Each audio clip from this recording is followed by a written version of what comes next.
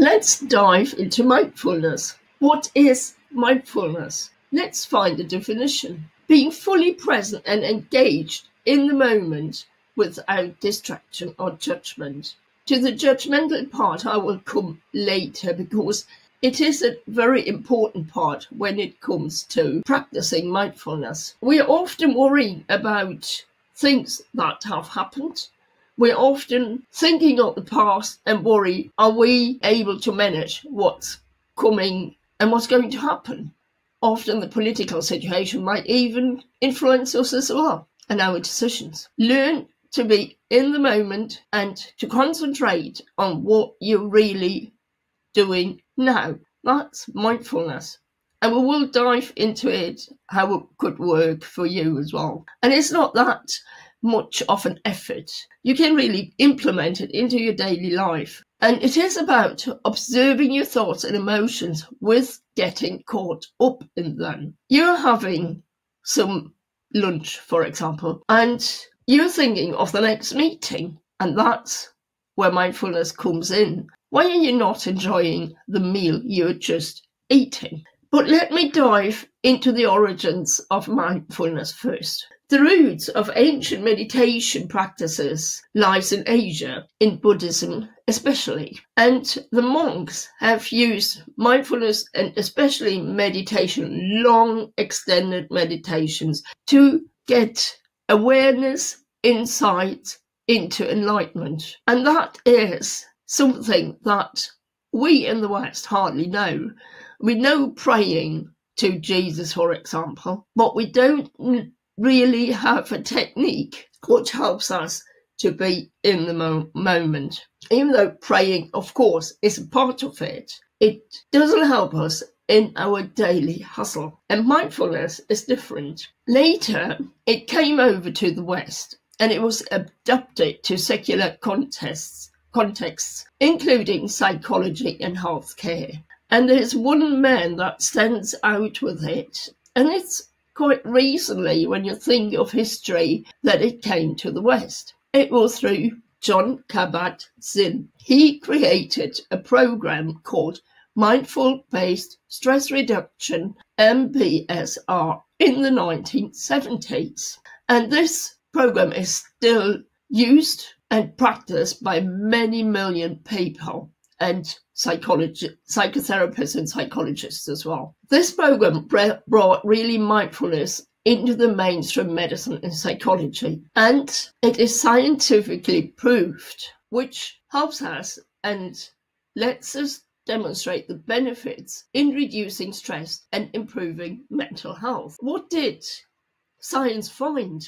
It can change our brain structure and function. And let me tell you, even psychotherapy is changing your epigenetics. It's not the genes it changes, but these epigenetics are parts of the genes, and these are changed, and sometimes positively. Further, as we're talking of the brain, you have got loads of neurons in the brain and they are connected, and you've got the axons, and from one axon to the next nerve switch, say, chemicals are exchanged. And when you do psychotherapy or this program, you will see that the chemistry between your nerves is changing. And I think it's absolutely fantastic. It can be positively influenced by methods like that. A depression will change it in a not so positive way. When you do mindfulness and you are depressed, anxious, you're afraid of anything, you're worrying, mindfulness will change it in a positive way. It improves areas related to attention, emotional regulation, and self-awareness. That's something that is really interesting, and it will help you to concentrate better. I know, for example, people who are depressed have trouble concentrating. Their concentration span is reduced. They are making more mistakes. So when you start practicing mindfulness, it will change again positively. So it reduces stress, anxiety, and depression. I've already mentioned that. It enhances cognitive abilities to focus, memory, and solve problems. Problem solving is something that is absolutely important when you want to reduce stress. And that's why I always say mindfulness is a part of reducing your stress. But in a coaching, we look into the past, because why are you stressed now? Because the possibilities of reacting, of the way you see things, isn't adapted to the situation you need now. You need a different behavior. And in the past, this behavior worked and you've learned it as a child. Now we have to find new ways of behavior. This is why problem solving and coaching is one part of really reducing your stress. It is so important because mindfulness will open your bouquet of flowers. What does that mean? At the moment, when you're stressed, you are in a tunnel view and you see loads of red roses with thorns. When you practice mindfulness and start solving your problems, you will notice that all of a sudden you don't have any red roses. You've got a white rose, you've got a red rose, a yellow rose, but you've got a daffodil in it. You've got a tulip in it. You've got all these many kinds of flowers in it. And it's not only one sort anymore. And you've got a repertoire of behavioral skills you can use. That is, the brain is trained to become more resilient and adaptable, because you get a greater variety of behavioral possibilities. How can you practice mindfulness? Start with mindful breathing. Focus on the sensation of breathing.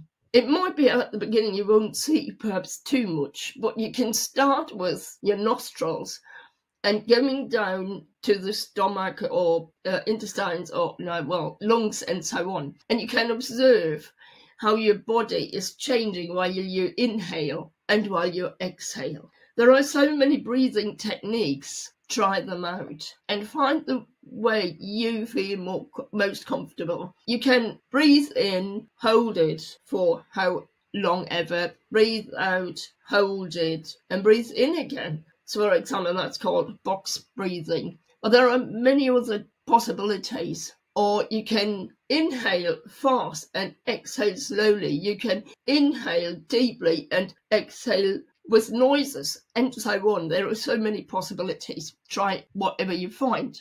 Practice mindfulness in everyday activities. That is something that I always advise. Be fully present in whatever you're doing. Practice mindfulness in everyday activity. Concentrate on what you're doing.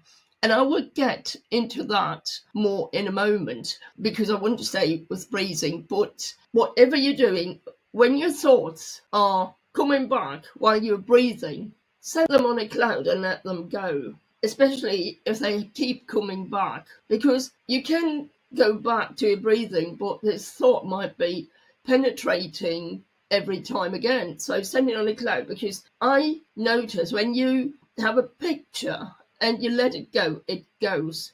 Imagine how you put this thought on a cloud and let it go. I have experienced it'll be gone. So another thing is you can practice mindfulness in everyday activities, like when you're eating lunch, you can observe while you're biting, what is the texture like?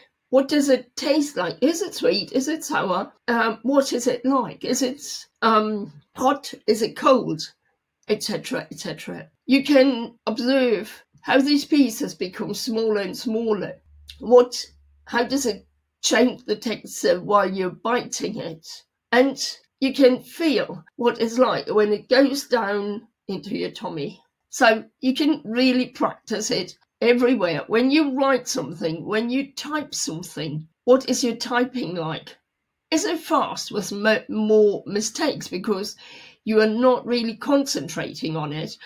Or are you writing a fluent text? Are you stopping in between because some worries are coming back, etc., etc.? You can always start breathing. You can always even watch your wrist watch when you've got a second to bring you back into the present. So mindfulness, and that's why I love it, it's not really only about meditation. You can do it, but it is really coming back to the moment again. And there are more methods that I haven't mentioned here yet. We've got the body scan as well, but let me warn you, and that's why I normally don't mention the body scan, but I do it because it's a long video and it's more an overview and with a few practices in it. Why don't I like the body scan, and I'm always careful with it? Because it's not applicable for specific psychological diagnoses.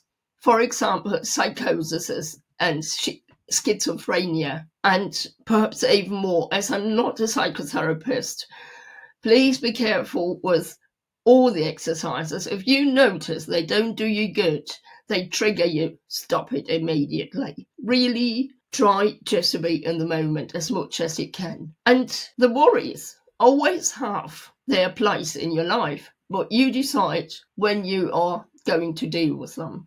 So don't think the worries are wrong, but you observe them and you don't colour them. You don't think of them as bad, as good.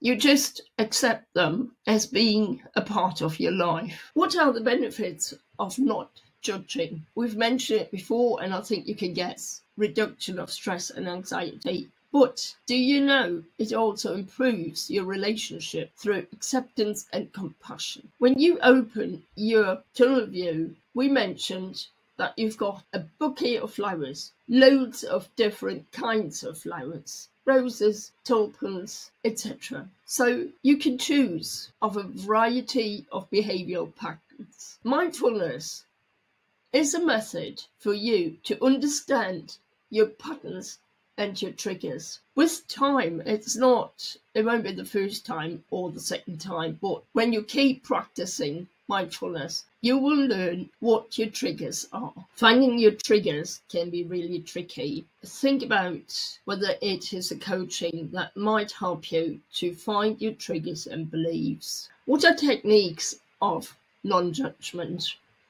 Of course, mindful observation. You observe your thoughts, emotions, and experiences without judging them. And that might mean, oh, I'm afraid. Okay, it's a feeling, it's an emotion. It's good to know, but you don't judge it. You don't say, oh, I'm not allowed to have fear. I'm not allowed to be afraid. You just say, okay, it is there, and you observe it. And with letting it go, observing it, you let it pass by like a cloud in the sky. What are the benefits of practicing non-judgment? A greater sense of peace and clarity. You are better equipped to respond to life's challenges with resilience and wisdom. I want to encourage you to continue what you started, or if you're starting, practice it for a long time, because the longer you do it, the more mindful you will get, the better you will get to know you.